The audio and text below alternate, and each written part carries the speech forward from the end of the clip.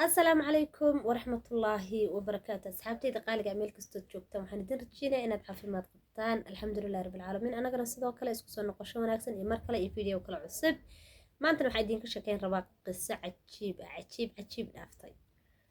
haddii ay tahay markii koobaadada soo booqatay nagu soo dhawow, gacmo furan ku soo dhawow baan ku leenahay. meeshu waa meeshaadii lagaama lehe waa lagaaga soo horreeyay. batanka guduudan iska taabo, laytan isaga kaaya saar, nalana joog insha allah. wax badan ayaad naga faa'iidi doontaa. asxaabay qisadana maanta idinka sheekeynay horta waxay ka dhacday dalka Sacuudiga. waxaana ka sheekeeyay sheekh Sacuudiyaan ah. qisadaasi marka waxay ku dhacday hooyo Sacuudiyaan. hooyadani waxay lahayd wiil iyo gabadh labaduba reera leh ayay lahayd. deetana waxay la noolayd wiilkeeda siday ula noolayd bay waxay tidhi xaaskiisii, waryaahe islaantani horta reerka maba joogayso xataa de waxba mayna xeerin. adu waxaan ku tilmaamo garan maaye, waxba maysa xeerinin, xataa wax yar maysa xeerin. oo xataa hadday dhilaad waxaasan ka tabanayaayo waxbay ahaan lahayd moogta. waxayba tidhi bataatanba reerka maba joogayso. haye maxaa la samaynaa waay? waxaa la samaynaa iyadiiyo boorsideeda bannaanka la dhigi. cajaa'ib alqudra. maamadii waa la qaaday, boorsadeedii baa dharkii loogu guray, bannaanka ayaa la istaajiyey. wiilkeedii ma maqna, meel ma jiro, waa xaadir, wuu taagan yahay. waxaa samaynaysana waa xaaskiisii, laakiin kama hadli karo, waxba ma uusa dhihin. hooyadiis guriga waa laga saaray. asagiina dee doqonan gurigan buu dhex taagnaa. caruurta u weyne un waay kaasu ilaa caqli ma qabe. deetana maamadii heer dariskeeda ayay u tagtay. waxay tidhi waa la isoo saaray, guriga ayaa layga soo saaray, wiilkaygii iyo xaaskiisiiba isoo saaray. waxaan rabaa gabadhaydii ayaan wacanayaaye, intaan gabadhayda wacanayo inaad meel aan bal intaada ku sugo aada isiisaan. ayay dhaheen. reerkii maamadii bay soo geliyeen gurigii. gabadheydii ayay wacatay. gabadheedii markay wacatay oo u sheegtay dhibkii ku dhacay. haddee waxay tii hooyo waa lay soo saaray, wiilkaygii dee xaaskiisii isoo saare, bannaanka isoo dhigeen.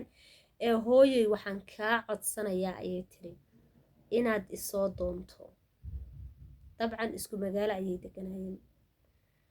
waxay tiri hooyo waan ka xumahay,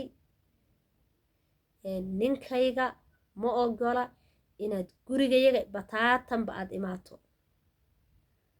maba ogola bay tiri. marka waxay tiri anigana kuma keeni karo, marka waan ka xumay, waxba kuuma qaban karo. maamadii dariskii ayaa sheekadii galay. waxba waa dee labadeedii cunugba bannaankay soo dhigeen. deetana waxay sameeyeen, dadkii dariska ahaayaa isu tegay, lacag bay u ururiyeen, qol ayay dejiyeen.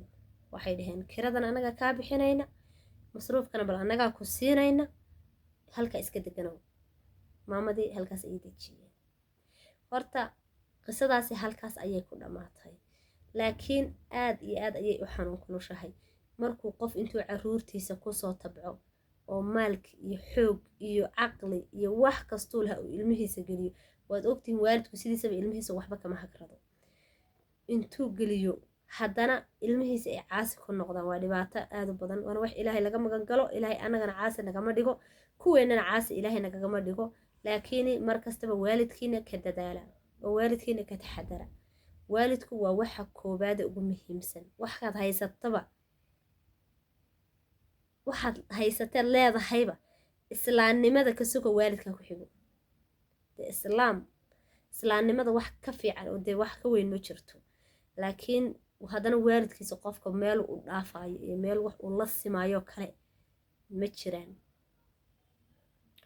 marka asxaabey qisadii halkaas ayaan kusoo gabagabeynaya. horta qisadaas aad bay u xanuun kululayd. waxaas saas ku dhacday waa hooyo.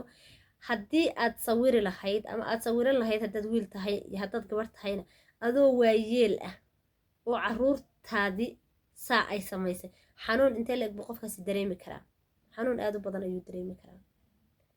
marka waalidkiina markasta ka taxadara, annagana ku waalidka ka taxadara, kuweenana kuwii naga sii taxadara. ilaahay haynooga dhigo dhammaanteenba. ilaahay khayrka hayna waafajiyo, meesha jidka toosanna allah inagu hanuuniyo. ilaahay ayaa hanuuninta iskale, ilaahay ayaa wax hanuuniya, ilaahay ayaa wax adeeya markastaba. markaas xaabay khayr badan baa idin rajeynaya. qisadii halkaas ayaan kusoo gabagabeeyay. qisooyin badan oo kale baa hayaa, waa soo gudbinaa insha allah. mashquulkayga iska badan, laakiin qisooyin badan oo kale hayaa oo soo gudbin doonaa. idinkuna ila socda, i daawada, i subscribe gareeya. dee khayr badan baa idin rajeynaya. subscribe-tana ku dhufta.